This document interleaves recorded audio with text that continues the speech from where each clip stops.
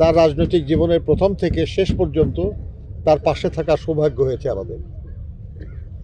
আমরা আমরা যে কি হারিয়েছি এটা বর্ণনা করার কোনো বিষয় না, কিন্তু আমরা বিশ্বাস করি যে উনি যা রেখে গেছেন সেটাও আমাদের জন্য মস্ত বড় পাথেয়।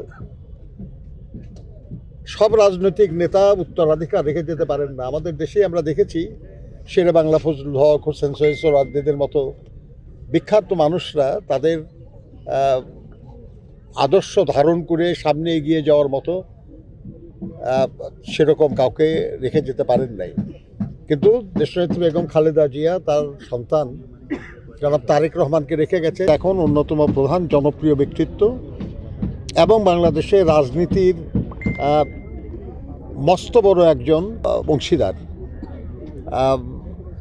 আমরা মনে করি যে মানুষ তার মাধ্যমে ইতিবাচক পরিবর্তন দেখতে চায় এবং সেজন্যই তাকে নিয়ে মানুষের এত আকাঙ্ক্ষা, এত আবেগ।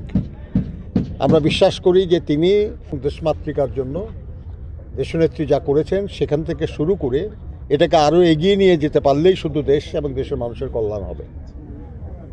আমরা আশা করি যে এই কাজে আমরা আমাদের সবারই সহযোগিতা পাবো, মিডিয়ার বন্ধুদের সহযোগিতা পাবো এবং বগুড়া মিডিয়া এবং কালচারাল অ্যাসোসিয়েশনের সোসাইটির সহযোগিতা পাবো।